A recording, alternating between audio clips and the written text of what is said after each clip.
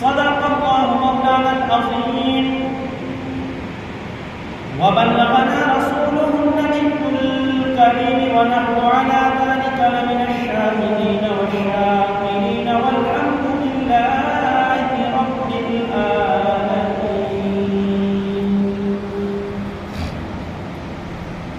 تنادو پتا پتا ہے خدایا تم بدن تیرا، زمین و آسمان تیرے ہیں موجود و عدم تیرا، جو دنیا نے تیرا کھا کر تیرے شکوے کرے یا رب، تعجب ہے کہ ان پر بھی رہے لطف و کرم تیرا.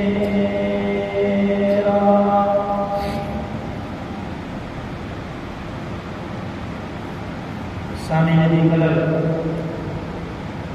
سامعین دی وقار، بزرگوں، عزیز ساتھیوں،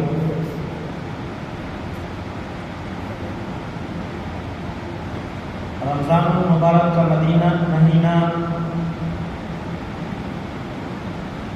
ہمیں الوداع کہتے ہوئے چلا گیا.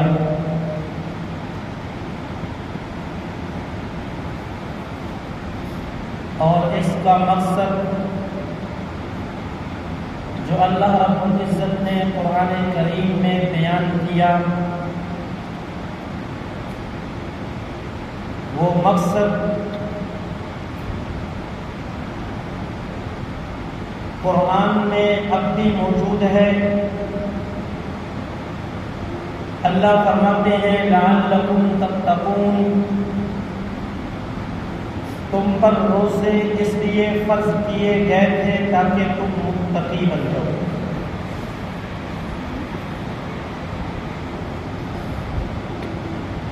اسی مناسبت سے اس جمعہ انشاءاللہ تقویٰ کی حقیقت اور تقویٰ کو حاصل کرنے کے دوسرے طریقوں کو آپ حضرات کے سامنے پیش کروں گا. دعا فرماؤ حق جل شانہ مجھے شرح صدر کے ساتھ عرض کرنے کی، آپ کو صحیح توجہ کے ساتھ سننے کی، پھر اس کے بعد مجھے اور آپ کو اس پر صحیح یقین کے ساتھ عمل کرنے کی توفیق عطا فرمائے. سامعین دی قدر، اللہ رب العزت نے قرآن کریم میں جگہ جگہ پر تقوی کا حکم دیا. کہیں میرے اللہ فرماتے ہیں یا ایھا الذین آمنوا اتقوا اللہ حق تقاتہ، اے ایمان والو تم اللہ سے ڈرو جیسے اللہ رب العزت سے ڈرنے کا حق ہے. کہیں اللہ فرماتے ہیں یا ایھا الذین آمنوا اتقوا اللہ وکونوا مع الصادقین، اے ایمان والو اللہ سے ڈرو اور سچے نیک لوگوں کی صحبت اختیار کرو. کہیں اللہ فرماتے ہیں یا ایھا الذین آمنوا اتقوا اللہ وقولوا قولا سدیدا، اے ایمان والو اللہ سے ڈرو اور سچی بات کہو. میرے بھائیوں، ایک بندہ گفتگو کر رہا ہوتا ہے، گفتگو کرتے کرتے وہ ایک بات کو 2 مرتبہ ذکر کر دیتا ہے تو مخاطب کو پتہ چل جاتا ہے کہ متکلم یہ جو بات کر رہا ہے اس کے ہاں اس بات کی بڑی اہمیت ہے، اس لیے اس نے اس بات کو مکرر ذکر کیا، اس لیے اس نے اس بات کو 2 مرتبہ ذکر کیا. اللہ رب العزت کی ذات نے قرآن کریم کے اندر ایک آیت کے اندر تقوی کا 2 مرتبہ حکم دیا. اللہ فرماتے ہیں یا ایھا الذین آمنوا اتقوا اللہ ولتنظر نفس ما قدمت لغد واتقوا اللہ. شروع میں فرمایا واتقوا اللہ، اللہ سے ڈرو. پھر اسی ایت کے اندر اللہ کی ذات نے دوبارہ حکم دیا، فرمایا اللہ سے ڈرو. میرے عزیزو، ایک ایت کے اندر 2 مرتبہ اللہ رب العزت کا حکم دینا اس بات کی دلیل اور علامت ہے کہ اللہ رب العزت کے ہاں یہ تقویٰ بڑی اہمیت کی حامل چیز ہے. اس لیے تو اللہ رب العزت کی ذات تاکید کے ساتھ بار بار اس کا حکم فرما رہے ہیں. میرے بھائیوں، محدثین نے، مفسرین نے فرمایا انہی آیات کی بنیاد پر کہ جس طرح نماز پڑھنا فرض عین ہے، اگر کوئی شخص نماز کو چھوڑ دیتا ہے تو میرے بھائیوں وہ کبیرہ گناہ کا ارتکاب کرتا ہے. اگر نماز کا انکار کر دیتا ہے دائرہ اسلام سے خارج ہو جاتا ہے. بعینہ ایسے ہی تقویٰ اختیار کرنا بھی ہر آدمی پر فرض عین ہے، اس لیے کہ اللہ رب العزت کی ذات نے اس کا 12 مرتبہ حکم دیا ہے. میرے بھائیوں، تقویٰ کہتے کسے ہیں؟ تقوی کا لغوی معنی ہوتا ہے واتقوا اللہ، اتقوا اللہ، اتقا اس کا معنی ہوتا ہے بچ جانا، ڈر جانا، کسی چیز سے رک جانا. یہ جانبین سے ہوتا ہے، برائیوں سے رک جانا، برائیوں کے نہ کرنا، اس سے باز آ جانا. جو نیکیاں ہیں ان کے چھوڑنے سے رک جانا، یعنی نیکیوں کو کر لینا. اور علماء نے لکھا یہ جو تقویٰ ہے اس کے 3 درجے ہیں. سب سے پہلا درجہ یہ ہے کہ تقویٰ عن الکفر، کفر کو چھوڑ کر میرے بھائیوں ایمان کے دائرے کے اندر داخل ہو جانا. جو شخص یہ والا تقویٰ اختیار کر لیتا ہے اللہ رب العزت کی ذات کی طرف سے اس بندے کو یہ پروانہ ملتا ہے کہ وہ بندہ دخول نار سے، وہ بندہ خلود نار سے محفوظ ہو جاتا ہے. خلود نار کا مطلب یہ ہے کہ یہ شخص جہنم میں تو جائے گا لیکن ہمیشہ جہنم کے اندر نہیں رہے گا، اس لیے کہ اس کے دل کے اندر ایمان موجود ہے. کفر کو اس نے چھوڑ دیا. یہ تقوی کا سب سے پہلا درجہ ہے.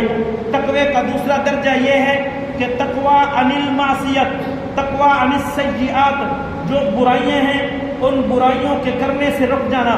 اگر کوئی شخص یہ والا تقویٰ اختیار کر لیتا ہے اللہ رب العزت کی طرف سے ایسے بندے کو یہ اعزاز ملتا ہے کہ یہ شخص خلود نار سے محفوظ ہو جاتا ہے، دخول نار سے محفوظ ہو جاتا ہے. خلود نار کا مطلب یہ ہوتا ہے کہ یہ شخص جہنم میں گیا بھی صحیح ہمیشہ نہیں رہے گا، دخول نار سے بھی محفوظ ہو جائے گا. دخول نار کا مطلب یہ ہے کہ یہ شخص کبھی جہنم کے اندر نہیں جائے گا بلکہ جنت کے اندر چلا جائے گا. اور تقوی کا جو تیسرا درجہ ہے اسے کہتے ہیں تقویٰ عن الشبہات، کہ ایک بندہ شبہات سے بھی بچ جائے. جس چیز کے اندر حرام کا ذرا سا بھی اس بندے کو شبہ ہو گیا یہ بندہ اس کا ارتکاب نہیں کرتا. جو شخص ایسے تقوی کو اختیار کر لیتا ہے اللہ رب العزت کا وہ دوست بن جاتا ہے. اللہ فرماتے ہیں ان اولیاءہ الا المتقون، اللہ رب العزت کے جو اللہ رب العزت کے دوست، اللہ رب العزت کے جو ولی ہیں وہ متقی ہوتے ہیں. جو شخص اس تقوی کو اختیار کرتے ہیں اللہ کا ولی بن جاتے ہیں. اللہ رب العزت کی طرف سے اس کو انعام یہ ملے گا، یہ جنت کے اندر بھی جائے گا لیکن صرف جنت کے اندر نہیں بلکہ اس کو اللہ رب العزت کی ذات کا قرب نصیب ہو جائے گا. میرے بھائیوں، تقوی کا ابتدائی حکم موجود ہے. تقوی کی ابتدا موجود ہے کہ تقوی کی ابتدا ہوتی ہے کفر کو چھوڑنے سے، کہ ایک بندہ کفر کو چھوڑ دے اسلام کے اندر داخل ہو جائے. یہ تقوی کی ابتدا ہے. لیکن تقوی کی انتہا میرے بھائیوں کوئی نہیں ہے. اللہ رب العزت کی ذات قرآن کریم میں ارشاد فرماتے ہیں فاتقوا اللہ ما استطعتم، تم اللہ رب العزت کی ذات سے تقوی اختیار کرو، اللہ رب العزت کی ذات سے ڈرو، تقوی اختیار کرو جتنی تمہارے اندر طاقت ہے. اللہ رب العزت کی ذات نے جس بندے کو جتنی صلاحیت عطا فرمائی ہے وہ اپنی صلاحیت کے مطابق تقوی اختیار کرتا چلا جائے. جس بندے کا تقوی تقوی جتنا اعلیٰ ہوگا اللہ رب العزت کی طرف سے اس بندے کو اتنا بڑا مرتبہ اور مقام ملتا چلا جائے گا۔ میرے بھائیو، حضرت ابوبکر صدیق رضی اللہ تعالی عنہ نے تقوی اختیار کیا۔ اللہ رب العزت کی ذات نے نبی علیہ السلام کے بعد سب سے بلند مرتبہ حضرت ابوبکر صدیق کو عطا فرما دیا۔ اس کے بعد حضرت عمر فاروق رضی اللہ تعالی عنہ نے تقوی اختیار کیا۔ حضرت ابوبکر صدیق کے بعد حضرت عمر فاروق کے تقوی کو کسی اور بندے کا تقوی نہیں پہنچ سکتا، اس لیے ان کا مرتبہ صدیق اکبر کے بعد سب سے زیادہ ہے۔ اس کے بعد میرے بھائیو، حضرت عثمان غنی رضی اللہ تعالیٰ عنہ نے تقوی اختیار کیا۔ ان کا تقوی حضرت عمر فاروق رضی اللہ تعالیٰ عنہ کے بعد سب سے اعلیٰ درجے کا ہے، اس لیے میرے بھائیو حضرت عمر فاروق کے بعد حضرت عثمان غنی رضی اللہ تعالیٰ عنہ کا مرتبہ اور مقام سب سے زیادہ ہے۔ اس کے بعد میرے بھائیو حضرت علی المرتضی رضی اللہ تعالیٰ عنہ نے تقوی اختیار کیا۔ میرے بھائیو، ان کا جو تقوی ہے وہ حضرت عثمان غنی کے بعد امت کے سارے افراد سے زیادہ ہے، اس لیے ان کا مرتبہ حضرت عثمان غنی کے بعد سب سے زیادہ ہے۔ میں کہتا ہوں صحابہ کا جو تقوی ہے اتنا زیادہ اور اعلیٰ درجے کا تقوی پوری امت کے مسلمان اکٹھے ہو جائیں، اولیاء اکٹھے ہو جائیں، فقہاء اکٹھے ہو جائیں، یہ سارے کے سارے ملنے کے بعد بھی کسی صحابی کے مرتبے اور مقام کو نہیں پہنچ سکتے، اس لیے کہ ان کا جو تقوی تھا وہ تقوی باقی امت کے تقوی سے سب سے زیادہ تقوی ان کا تھا، اس لیے ان کا مرتبہ سب سے زیادہ ہے۔ آپ قرآن کریم کا مطالعہ کر کے دیکھیں، آپ کو ہر صفحہ میں بلکہ کسی صفحہ کے اندر بارہا مرتبہ آپ کو ملے گا اللہ رب العزت کی ذات نے تقوی اختیار کرنے کا حکم دیا۔ مفسرین نے اس کا ترجمہ کیا، واتقوا اللہ، اللہ سے ڈرو، یا ایھا الذین آمنوا اتقوا اللہ، اللہ سے ڈرو، لعلکم تتقون، اللہ سے ڈرو، اللہ سے تقوی اختیار کرو۔ لیکن میرے بھائیو، حضرت ابو الحسن ندوی رحمۃ اللہ علیہ نے اس کا جو ترجمہ کیا بڑا خوبصورت ترجمہ کیا۔ میں نے جب اس ترجمے کو پڑھا میرے بھائیو دل باغ باغ ہو گیا۔ حضرت ابو الحسن علی ندوی رحمۃ اللہ علیہ فرماتے ہیں واتقوا اللہ، اللہ کا لحاظ کرو۔ انہوں نے یہ ترجمہ ایسا خوبصورت کیا ہے کہ اس ترجمہ کے اندر تقوی کے سارے معنی اکٹھے ہو جاتے ہیں۔ میرے بھائیو، آپ دنیا کے اندر رہتے ہیں، آپ کے عرف کے اندر ایک اصطلاح چلتی ہے، ایک بندہ جو ہے وہ دوسرے کا لحاظ کرتے ہیں۔ لحاظ کرنے کا مطلب یہ ہے کہ بندہ اس کے سامنے کوئی ایسا کام نہیں کرے گا جو اس کی شان کے خلاف ہو۔ ایک بندہ اپنے والدین کا لحاظ کرتا ہے، اس کے لحاظ کرنے کا مطلب یہ کہ اپنے والدین کے سامنے کوئی ایسا کام نہیں کرے گا جو والدین کی شان کے خلاف ہو۔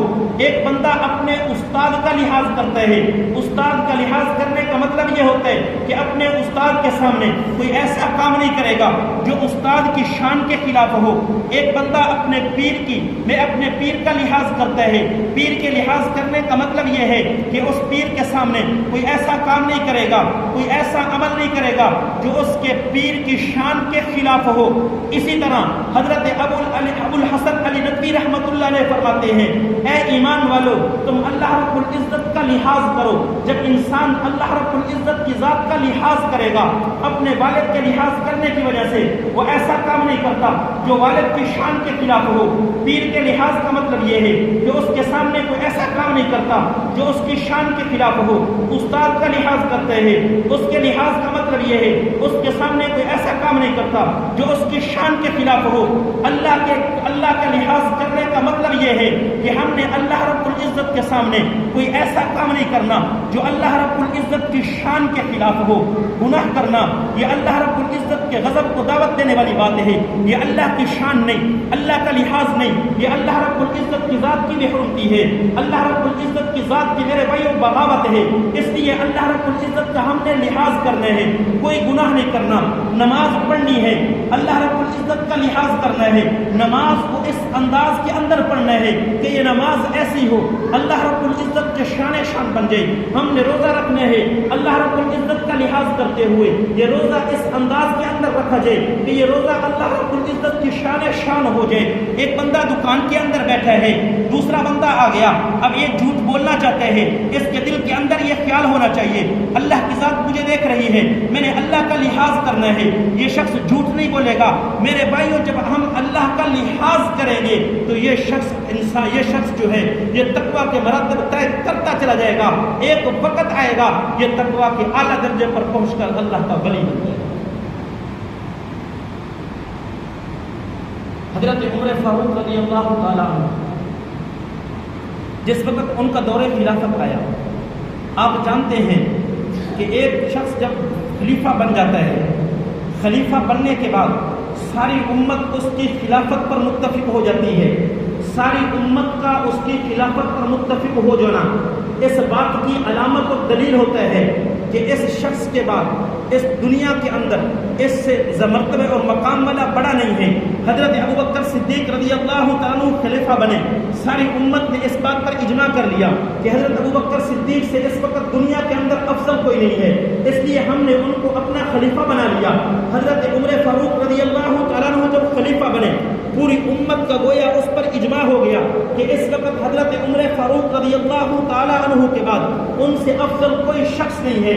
میرے بھائیوں، جو سب سے افضل شخص ہے اس وقت منصب خلافت پر موجود ہیں، جس وقت انہوں نے قرآن کریم کو پڑھا، 12 مرتبہ اس کے اندر اللہ رب العزت کی ذات تقوی کا حکم دے رہے ہیں، 12 مرتبہ تقوی کا حکم دے رہے ہیں۔ حضرت عمر فاروق رضی اللہ تعالیٰ عنہ نے صحابہ کرام رضوان اللہ تعالیٰ علیہم اجمعین کی میٹنگ بلا لی کہ جب اللہ رب العزت کی ذات 12 مرتبہ تقوی کا حکم دے رہے ہیں تو پتہ نہیں تقوی کا مطلب کیا ہے۔ جو میں سمجھ رہا ہوں تقوی کا وہی مطلب ہے، یا شاید میں غلطی پر ہوں، صحابہ کو مجھ سے زیادہ علم ہو، اس لیے انہوں نے سارے کے سارے صحابہ کو اکٹھے کر لیا۔ اکٹھا کرنے کے بعد صحابہ سے پوچھنے لگے، اے میرے صحابہ مجھے بتاؤ تو صحیح تقویٰ کیا ہوتا ہے۔ میرے بھائیوں، صحابہ کرام رضوان اللہ تعالیٰ علیہم اجمعین نے تقویٰ کی مختلف تعریفیں کی۔ کسی صحابی نے یوں کہا کہ دنیا کے اندر اللہ رب العزت کی ذات نے جتنے احکام دیے ہیں ان کو کر لینا، اور جتنی چیزوں سے منع کیے ہیں ان سے رک جانا، اے عمر فاروق اس کا نام تقویٰ ہے۔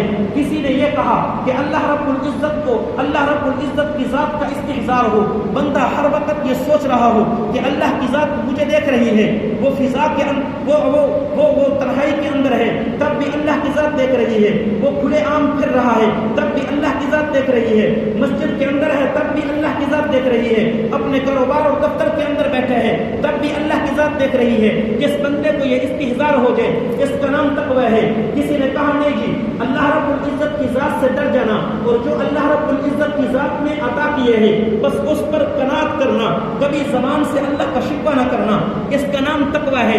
کسی نے کہا نہیں جی، تقویٰ اسے کہتے ہیں کہ بندے کے جو اعمال ہیں وہ اللہ رب العزت کے حکم کے مطابق ہوں، اللہ رب العزت کی نافرمانی تو کوئی نہ ہو، لیکن اس کے دل کے اندر جو خیالات چل رہے ہیں ان خیالات کو نکالا جائے، ان کو ایک مجسم شکل دی جائے، پھر اس مجسم شکل کو بازار کے اندر کھڑا کر دیا جائے، اور اس کے خیالات کے اندر کوئی ایسی چیز نہ ہو جس کو دیکھ کر یہ بندہ شرمندہ ہو جائے۔ اگر اس کے خیالات بھی ایسا اعلیٰ درجے کے ہیں تو میرے بھائیوں یہ شخص متقی ہے۔ حضرت عمر فاروق رضی اللہ تعالیٰ عنہ صحابہ کرام رضوان اللہ تعالیٰ علیہم اجمعین کی یہ گفتگو سن رہے تھے کہ قاری قرآن جو صحابہ کرام رضوان اللہ تعالیٰ علیہم اجمعین میں سے سب سے بڑے قاری ہیں، جن کے متعلق میرے نبی نے فرمایا وَأَقْرَأُهُمْ أُبَيُّ بْنُ كَعْبٍ، کہ ان صحابہ میں سے سب سے بڑے قاری حضرت ابی بن کعب رضی اللہ تعالیٰ عنہ ہیں۔ وہ اپنا سر نیچے جھکا کے بیٹھے ہوئے ہیں۔ حضرت عمر فاروق رضی اللہ تعالیٰ عنہ فرمانے لگے، اے ابی بن کعب، آپ نہیں کچھ فرمائیں گے، آپ تقویٰ کی تعریف نہیں کریں گے؟ صحابہ کرام تو سب اپنے اپنے خیالات کا اظہار کر چکے، آپ کے ہاں تقویٰ کسے کہتے ہیں؟ حضرت ابی بن کعب رضی اللہ تعالیٰ عنہ حضرت عمر فاروق رضی اللہ تعالیٰ عنہ کو مخاطب کر کے کہتے ہیں، اے عمر فاروق مجھے بتاؤ تو صحیح، کبھی آپ نے کسی ایسی جگہ سے گزرے ہیں جہاں خاردار جھاڑیاں ہوں، جہاں پر کانٹے دار جھاڑیاں ہوں اور راستہ جو ہے وہ بالکل تنگ ہو، تو وہاں سے ایسے راستے سے کبھی آپ گزرے ہیں؟ حضرت عمر فاروق رضی اللہ تعالیٰ عنہ فرمانے لگے، ہاں جی ایسے راستے پر گزرنے کا مجھے کئی بار اتفاق ہوا ہے۔ حضرت ابی بن کعب رضی اللہ تعالیٰ عنہ فرمانے لگے کہ آپ بتاؤ پھر وہاں سے آپ کس طرح گزرتے ہیں؟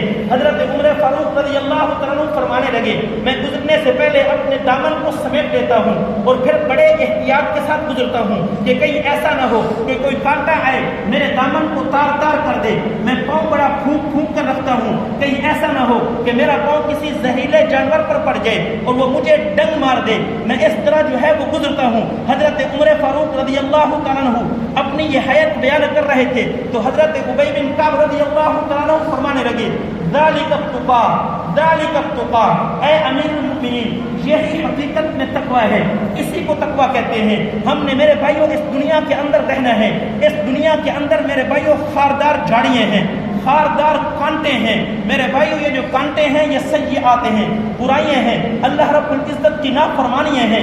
ہم نے اس دنیا کے اندر زندگی گزارنی ہے، اس انداز کے اندر گزارنی ہے۔